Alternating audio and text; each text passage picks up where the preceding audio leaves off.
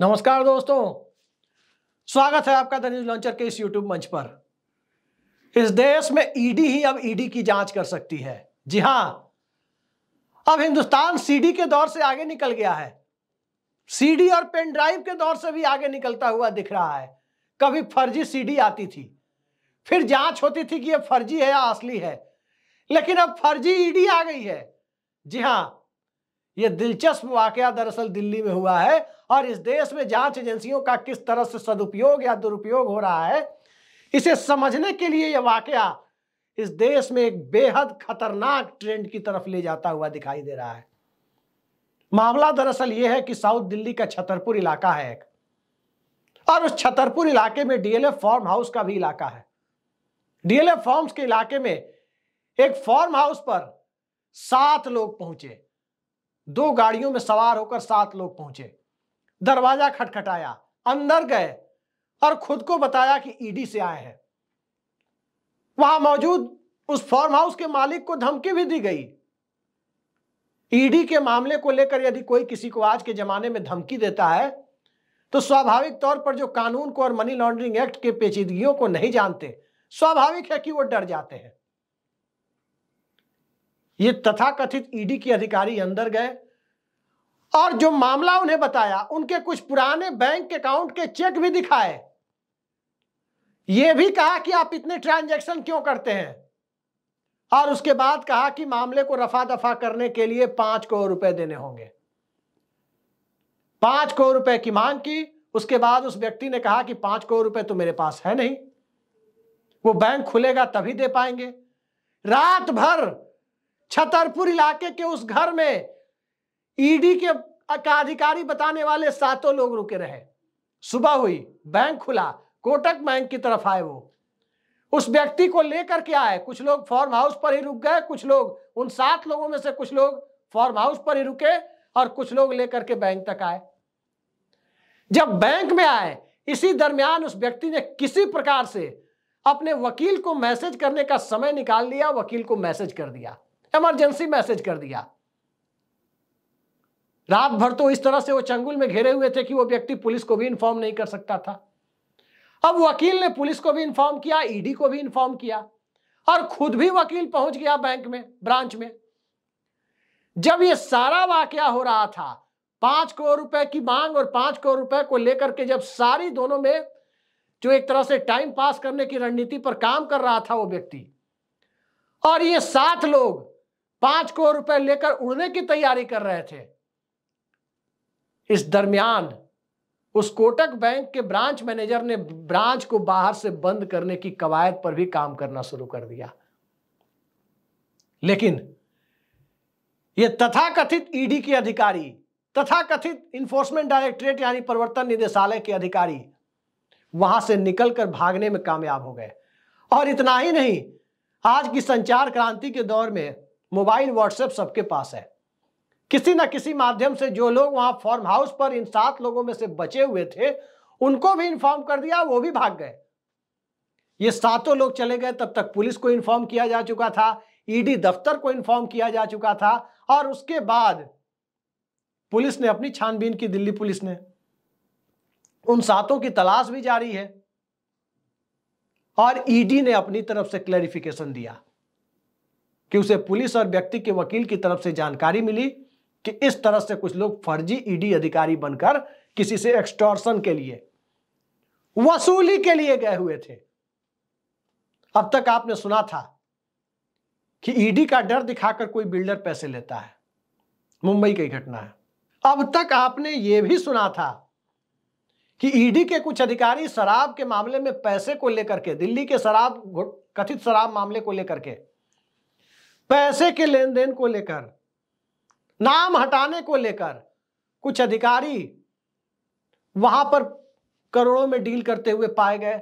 CBI ने case दर्ज किया और जांच आगे बढ़ी। कुछ लोगों की गिरफ्तारी भी हुई, अधिकारियों की गिरफ्तारी भी हुई। यानी इस तरह का जो कोई जांच एजेंसी को अधिकार मिल जाते हैं तो स्वाभाविक है इस तरह की बीमारी आ जाती है। आपने गंगा जल फिल्म देखा होगा, कैसे एक दरोगा के पास इतनी ताकत आ जाती है, दरोगा मंगनी राम के पास, कि वो एसपी अमित कुमार को नहीं पहचान पाता और क्या कहता है 2 मिनट में सारा कायदा कानून घुसेड़ देंगे।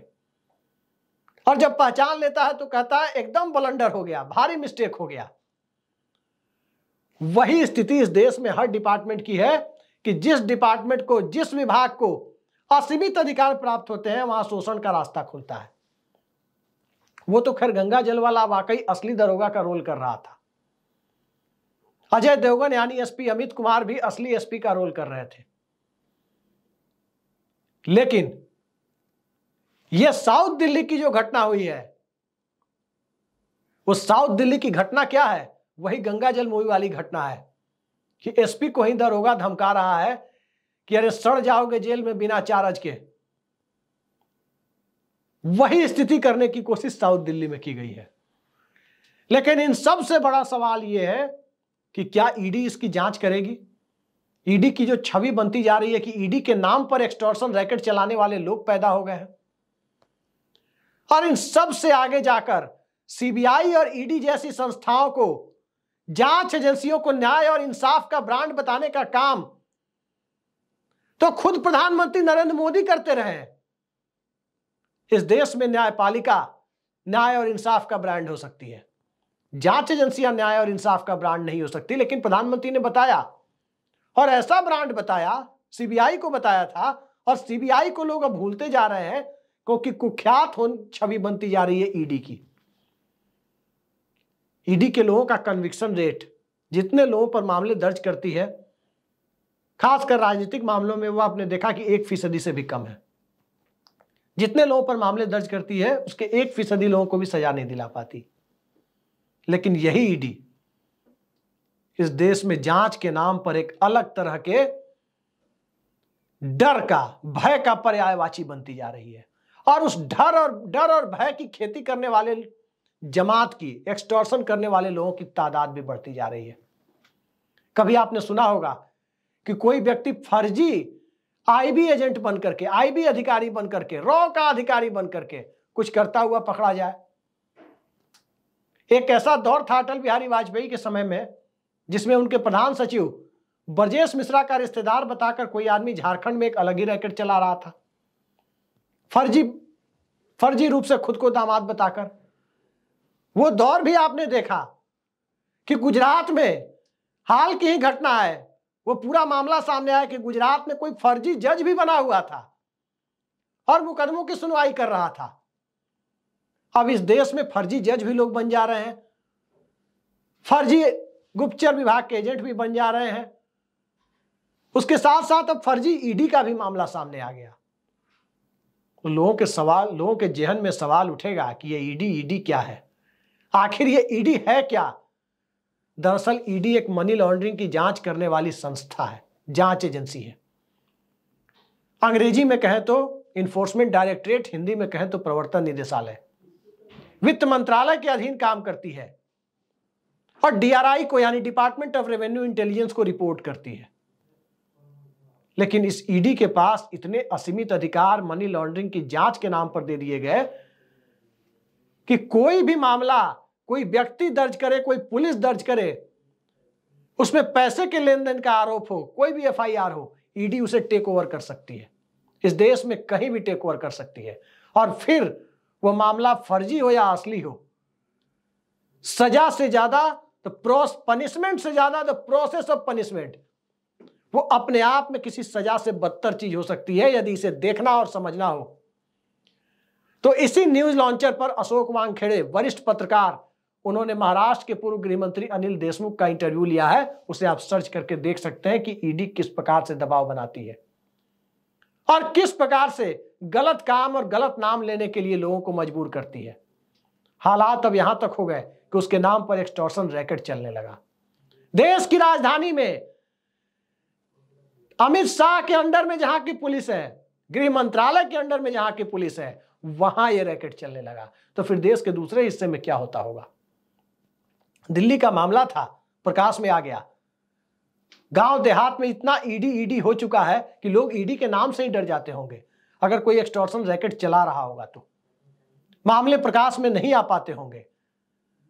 लेकिन दिल्ली में, और दिल्ली में भी, दिल्ली के सबसे पॉश साउथ दिल्ली में भी सबसे पॉश माने जाने वाले डीएलएफ फॉर्म्स के इलाके में, छतरपुर के इलाके में यह घटना यदि हुई है तो सबसे बड़ा धब्बा एक तरफ लॉ एंड ऑर्डर के ऊपर है कि गृह मंत्रालय क्या कर रहा है, दिल्ली पुलिस क्या कर रही है। उससे भी बड़ा धब्बा प्रवर्तन निदेशालय यानी ईडी के ऊपर है। और उन सबसे बड़ा धब्बा इस देश के उस सिस्टम के ऊपर है जिस सिस्टम के अधीन ईडी को इतने असीमित अधिकार दे दिए गए कि सुप्रीम कोर्ट से भी डांट खाती है। आर्टिकल 21 यानी राइट टू लाइफ के तहत सुप्रीम कोर्ट ईडी को अपने आचार व्यवहार को देखने के लिए बार बार आदेश देता है, बार बार डांट पिलाता है, तब भी ईडी सुधरने का नाम नहीं ले रही। कहीं किसी मुख्यमंत्री को, कहीं किसी पूर्व मुख्यमंत्री को, कहीं किसी मंत्री को। तमिलनाडु में तो 400 रुपए रोज कमाने वाले किसान को पकड़ करके ले गई। वो मामला प्रकाश में आ गया, नहीं तो उस किसान की तो जिंदगी बर्बाद हो जाती, उसके परिवार की। भला उसके पास कहां से मनी लॉन्ड्रिंग का पैसा आता। लेकिन ये सब काम असली ईडी कर रही है। और दिल्ली में जो कुछ हुआ है, एक्सटॉर्शन का भंडाफोड़, वो फर्जी ईडी अधिकारी बनकर 7 लोग कर रहे थे। इस देश में दरोगा मंगनी राम की कमी नहीं है, गंगा जल वाले दरोगा मंगनी राम। और कई सारे मंगनी राम बनकर घूम रहे हैं, फर्जी मंगनी राम बनकर घूम रहे हैं। पकड़ने के लिए या तो इच्छा शक्ति का अभाव है या इस देश में इस तरह के रैकेट को कहीं ना कहीं किसी न किसी ताकतवर प्रतिष्ठान से वरदहस्त प्राप्त है। मैसेज तो देश के अंदर यही जा रहा है। बाकी देखते जाइए, अभी और कौन कौन से दिन आपको देखने बाकी है। फर्जी अदालत, फर्जी ईडी, फर्जी गुप्तचर एजेंट, सब कुछ आपने देख लिया। कुछ दिनों में और भी कुछ फर्जी आपको देखने को मिल सकता है। आज के लिए इतना ही। नमस्कार।